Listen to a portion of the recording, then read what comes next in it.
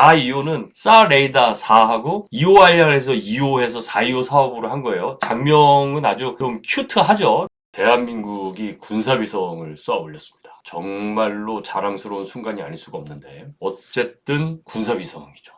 이게 리졸루션이 분해능이 뭐 아무튼 30cm 이내라고 하는데 이게 주는 의미는 뭐냐면 군사 위성이라고 했잖아요. 그러니까 어쨌든 군사 목적의 능력이 있어야겠죠. 군사 목적의 능력이라는 건 뭐냐? 기본적으로 군인이 원하는 정보를 제공할 수 있어야 이게 군사적인 목적인 거거든요. 군인들이 원하는 군사적이라는 게 뭐냐? 결국은 우리가 보고 싶은 것을 위성이 봐줄 수 있어야 되잖아요. 평상시에 우리의 의지나 우리의 노력으로 볼 수 있는 것은 상관이 없죠. 근데 우리의 의지나 우리가 가지고 있는 감시 자산, 위성, 그 다음에 뭐 시진트라든지 여러 가지 뭐 휴민트 같은 것도 있고 어쨌든 적을 알아내기 위한 다양한 수단이 있는데 그 수단으로서 미처 커버하지 못하는 것들이 있을 거 아닙니까? 위성은 우주 공간에서 내려다 보니까 이게 아주 대단한 장점이 있는 거죠. 우주 공간에서 내려다본다라는 거는 지구의 한 400km에서 600km 정도 상공에서 내려다보는 거거든요. 이게 내려다본다라는 거는 가장 큰 장점이 뭐냐면 우리의 정찰기라든지 레이더,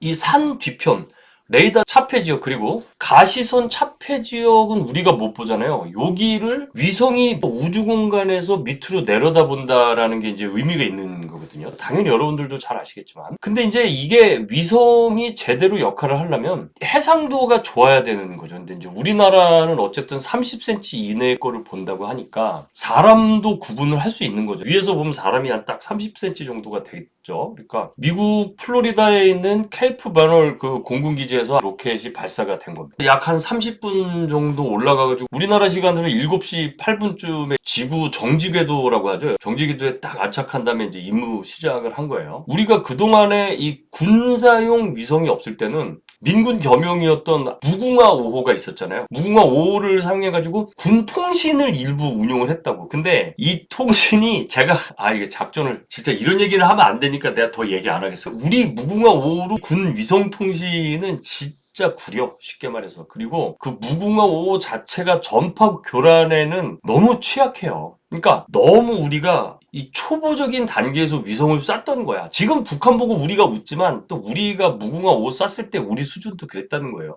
근데 뭐냐 인정하자 이거지. 그때는 그랬다는 거지. 그때는 그랬는데 여기 보시면은 딱 우리 이제 쏘는 거 여러분도 혹시 못 보신 분들 있을까봐 북한이 위성을 쏘고 나서 우리도 한 일주일 만에 바로 이제 사격을 한 거죠. 캘리포니아에 있는 반덴버그 그 우주군 기지에서 우리 위성을 발사를 했고 요게 이제 정찰 위성인데 400에서 600km 사이에서 지구를 돌아가면서 요게 EOIR하고 SAR 레이더 때문에 요거를 이제 사업 명칭은 425 사업이라고 부르는 거예요. 재밌죠? 대한민국 국방부가 어쨌든 군 최초로 한반도 주변을 감시하는 정찰 위성을 올린 거고 앞으로 이게 이제 그 SAR 레이더하고 EOIR 레이더하고 해가지고 총 5개를 지금 올리는 사업을 하는 겁니다. 그래서 레이더 위성이 4개고 광학 위성이 1개예요. 그렇게 해서 올라가는 건데 위성 명칭이 아니라 요거는 425 사업 명칭입니다. 425는 SAR 레이더 4하고 EOIR에서 2호해서 425 사업으로 한 거예요. 장명은 아주 좀 큐트하죠. 귀엽죠. 군인들이 이걸 지었다고 하는데 그 장명했던 선배님이 있거든요. 그래서 제가 선배님한테 직접 물어봤더니 선배님이 진짜로 그 4.25 그것 때문에 그렇게 지었다고는 하더라고요. 이게 일단 우리는 북한 감시를 그동안 어떻게 했었냐면 미국의 상호위성하고 키올 위성에 의존을 해서 감시를 해왔습니다. 이 아리랑 위성도 있었고 아까 말했던 아나시스도 있었고 그건 통신 위성이었고 그다음에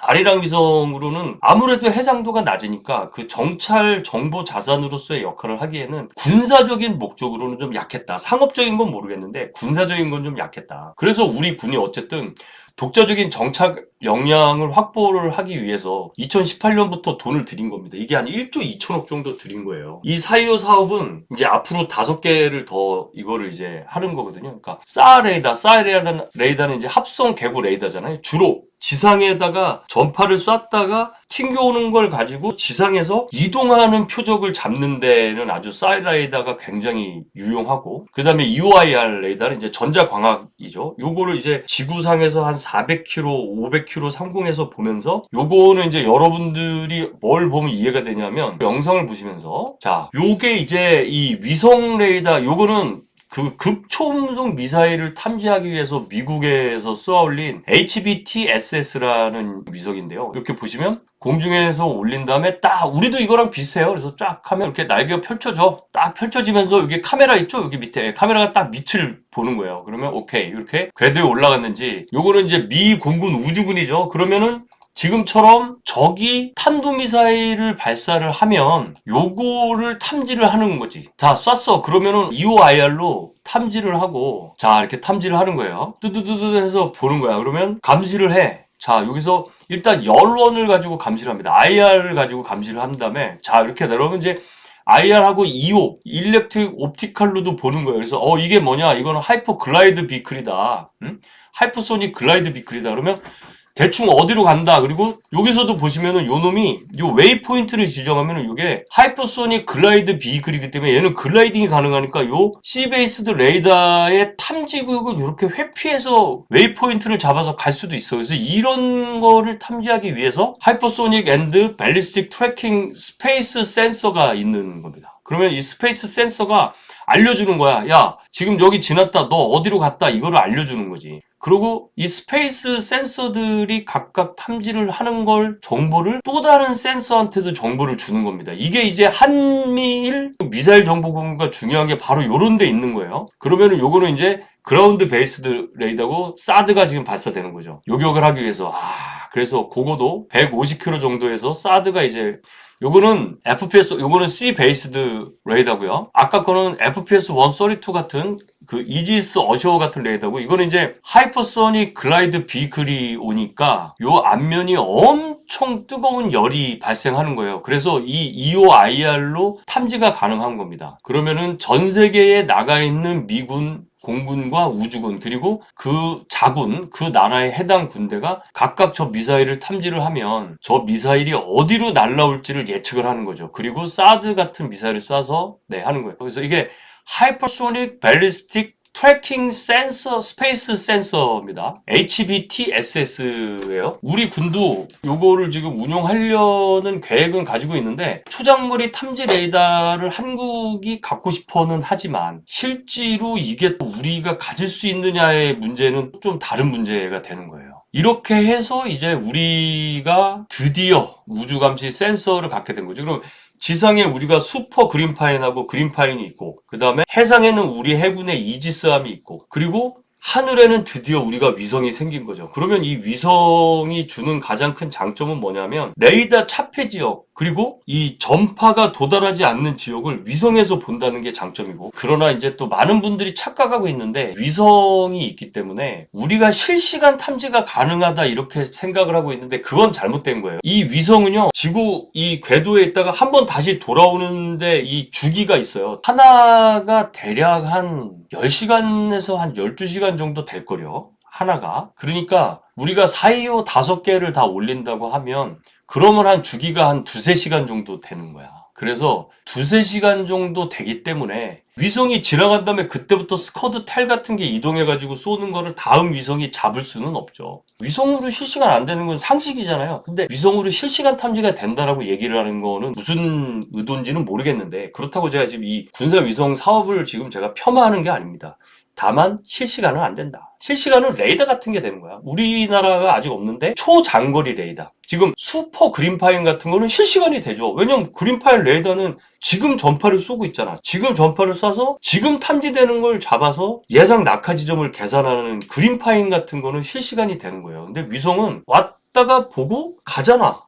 그 다음에 그 다음에 오는 주기까지는 없잖아. 근데 실시간이라는 거는 계속 보고 있어야 실시간인데 위성이라는 거는 주기라는 게 있단 말이에요. 왔다가 갔다가 하는 주기가. 위성 자체가 주기가 있기 때문에 그게 안 되는데 그래서 그거는 좀 우리가 뭐 좀 얘기를 좀 해봐야 되지 않겠느냐. 그거는 미슬 디펜스 시스템인데 자, 적이 미사일을 쐈어. 그러면은 우리가 이렇게 요격 시스템을 쏘죠. 북한이 제일 지금 우리한테는 아주 위협이죠. 그러면 누군가 미국의 핵미사일을 쏘면 미국이 어떻게 방어를 하느냐. 이거 이제 GBI입니다. 그라운드 베이스드 인터셉터가 발사되는 모습인데, 자, 여기서 보면 2023년도 기준으로 봤을 때 여기서 보시면 스페이스 베이스드 인프라레드 센서입니다. 우주 기반 인프라레드 센서, IR 센서예요. 이것도 스페이스 기반 IR 센서죠.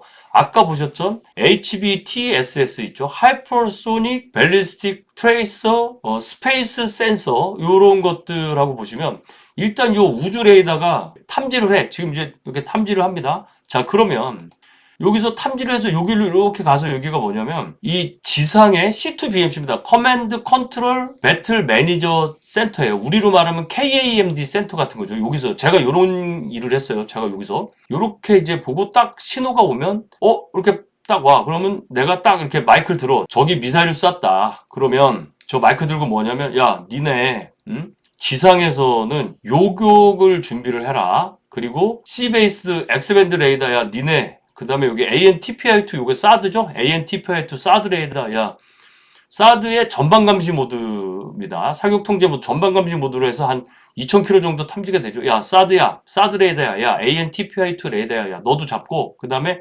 C-베이스드 X밴드 레이더야 너도 준비를 해라. 그리고 그라운드 매니지먼트 하는 너도 준비를 해라. 그리고 자 그러면 이렇게 AN-TPI-2 사드에 가는 레이더와 C-베이스드 X밴드 레이더가 또 탐지를 합니다. 이제 얼리 워닝을 받았죠. 자 그리고 이거 중요해요. 이게 초장거리 식별 레이더예요. 디스크리미네이션 레이더. 얘는 왜 식별 레이더냐면 이게 일단 아군인지 적군인지 물론 적군이겠지만 그 다음에 어디로 가는지 이거 구분을 해내야 되거든. 그러면 이렇게 AN-TPI-2 레이더와 C-베이스드 X밴드 레이더 그리고 롱레인지 레이더가 각각의 걸 잡아가지고 얘네들의 속도, 고도, 방향을 다 계산을 하는 거예요. 그래서 여기 보시죠. 요 놈을 잡은 거야. 이놈 봐라. 여기 날라오네.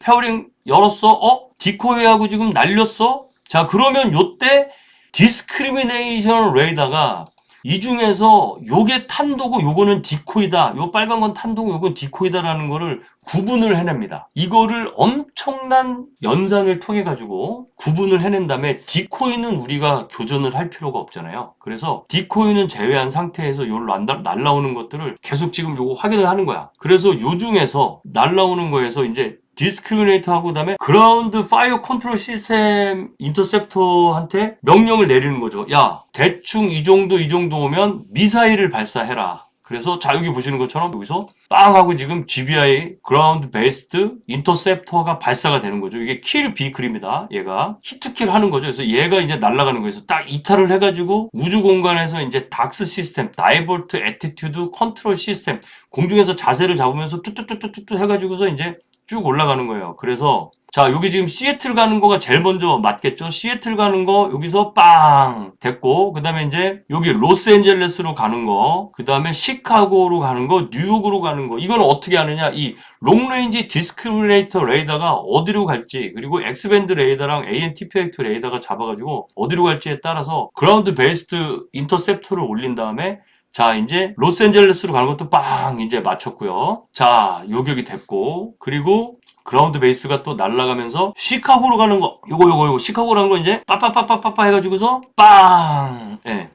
마지막으로 뉴욕으로 가는 거 지금 저쪽 뉴욕으로 가는 거 지금 빵 해가지고 네 히트해서 미국으로 날아가는 혹은 우방국으로 날아가는 것들을 요격을 하는 겁니다. 이게 미국은 이런 기술이 있어요. 그러니까 우리가 미국의 MD 체계에 가야 되겠어? 안 가야 되겠어? 우리가 MD 체계에 가야 되겠냐고 안 가야 되겠냐고? 가야 되는 거지. 그러면 이번에 위성을 쏘는 게 어떤 의미가 있냐? 이거는 우리 이 IAMD 통합 에어 미슬 디펜스 작전에서 가장 최초에 일어나는 감시 정찰 정보 자산으로서의 위성의 역할을 하는 겁니다. 물론 지상의 레이더도 있고 해상에 우리 이지스 레이더도 있지만 우주 공간에서 내려다보는 적의 이 정보를 수집한다는 건 굉장히 의미가 있는 거거든요. 이런 걸 가지고 작전을 해서 우리가 이제 방어를 할 수 있게 되는 거죠. 드디어 한국의 위성, 한국 군사 위성이 올라갔다는 거 얼마나 큰 의미가 있는지 여러분도 잘 아시겠죠? 자랑스럽죠? 앞으로 5대의 위성이 더 올라가야 되는데 싸하고 EOIR하고 올라가게 되면 우리가 적을 탐지하는 능력이 더 올라가게 될 겁니다. 앞으로도 또 우리나라의 활약상에 대해서 많은 응원을 해주시기를 바랍니다.